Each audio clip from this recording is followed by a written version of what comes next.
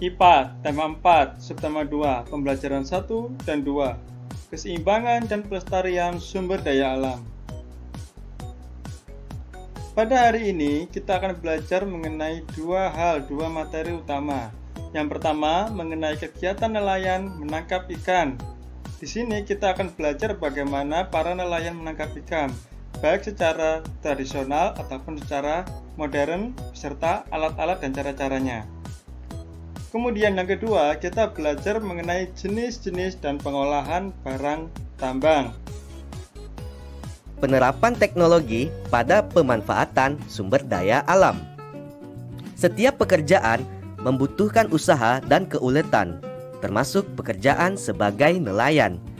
Salah satu teknologi yang dibutuhkan nelayan yaitu teknologi menangkap ikan.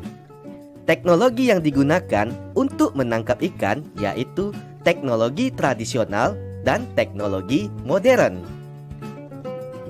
1. Teknologi tradisional. Berikut ini beberapa peralatan yang digunakan nelayan tradisional. Yang pertama, jala atau jaring, terbuat dari bahan serat tumbuhan atau hewan. Kedua, alat pancing.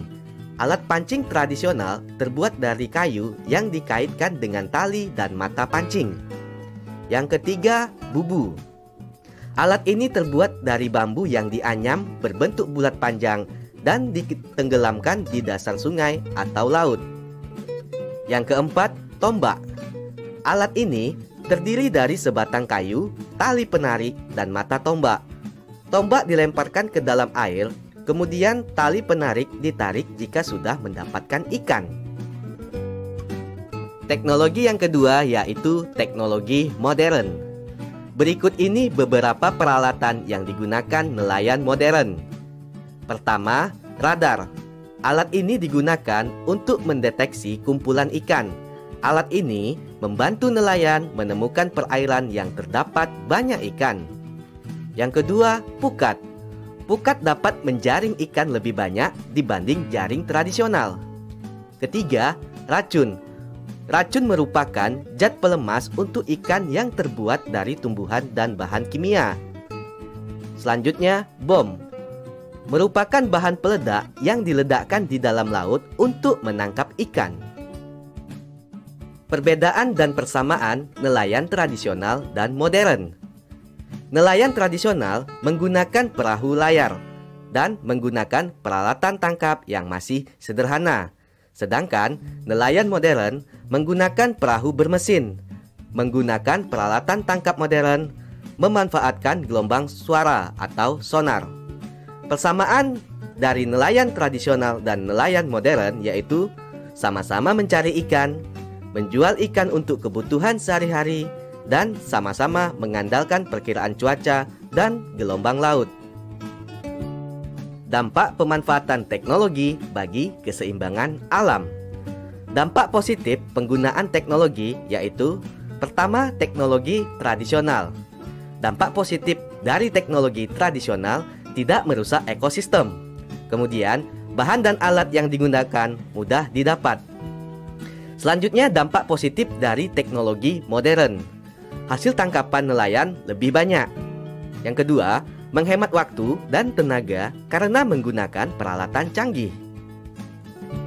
Dampak negatif penggunaan teknologi. Dampak negatif penggunaan teknologi tradisional. Hasil tangkapan sedikit karena bergantung pada cuaca dan arah angin.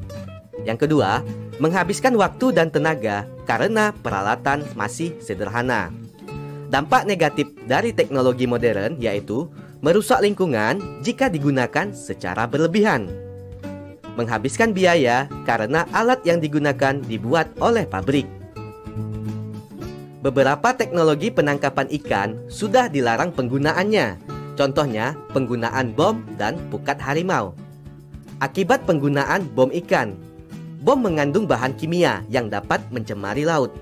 Ledakan bom menghancurkan terumbu karang dan ekosistem di bawah laut.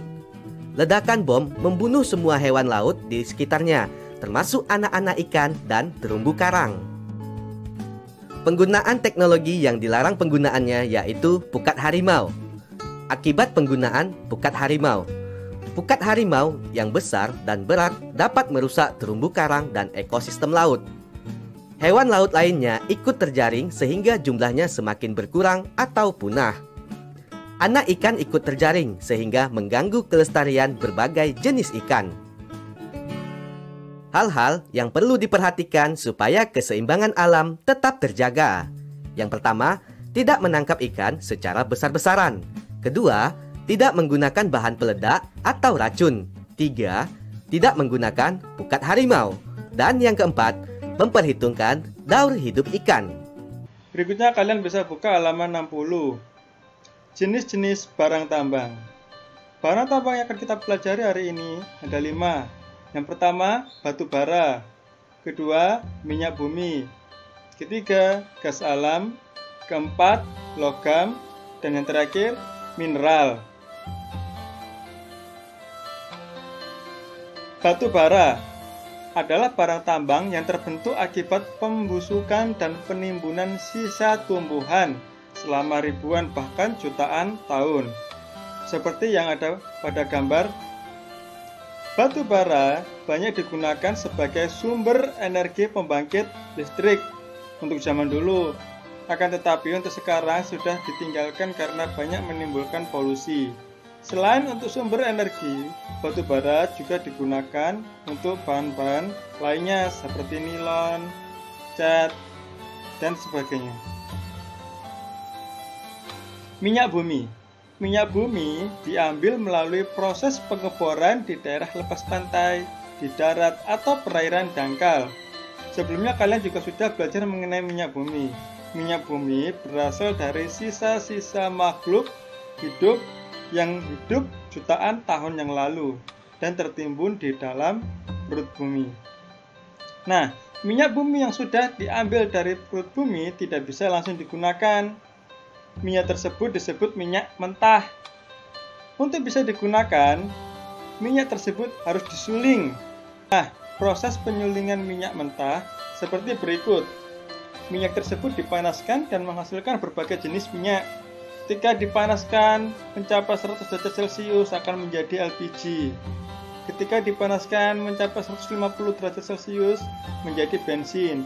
Dipanaskan terus-menerus menjadi minyak tanah, aftur, solar, diesel, oli, dan yang paling akhir, sisa-sisa dari penyulingan minyak mentah tersebut menjadi tar atau aspal. Sehingga semua minyak mentah tersebut digunakan semua, tidak ada sisa yang tidak digunakan. Bahkan ampasnya digunakan untuk aspal, untuk mengaspal jalanan. Gas alam. Gas alam diperoleh langsung dari perut bumi. Gas alam ada yang bersatu dengan minyak bumi, ada pula yang terpisah dan memiliki ladang atau sumber sendiri. Nah, pengeboran gas alam ini biasanya bersamaan dengan pencarian minyak bumi. Gas alam tersendiri digunakan untuk bahan bakar industri dan rumah tangga. Logam. Barang tambang logam diambil dari alam dalam bentuk biji. Biasanya ada tambang-tambang. Biji logam kemudian diolah lagi menjadi bahan baku untuk berbagai barang. Contohnya, biji besi digunakan untuk membuat rel kereta. Biji emas digunakan untuk melapisi perhiasan-perhiasan seperti gelang, cincin, kalung.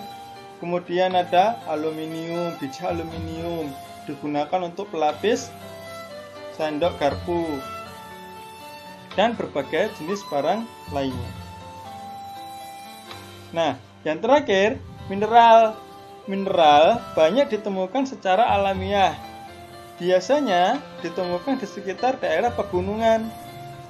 Banyak ditemukan belerang, tambang yodium, batu kapur, asbes, dan kalsit tersebar juga di beberapa daerah di Indonesia. Nah, berbagai hal tersebut disebut mineral. Di samping ada contoh gambar penggunaan dari mineral. Ada mineral kapur yang digunakan untuk kapur papan tulis. Ada yang digunakan untuk korek. Bahkan garam yang kita makan sehari-hari itu termasuk mineral. Nah, sekian untuk materi hari ini. Tugasnya, yang pertama, kalian bisa mengerjakan evaluasi 2 di halaman 87. Hanya IPA saja, nomor 13 sampai 18. Hasil difotokan dan dikirimkan ke wali kelas masing-masing. Selamat mengerjakan, jaga selalu kebersihan dan kesehatan. Wassalamualaikum warahmatullahi wabarakatuh.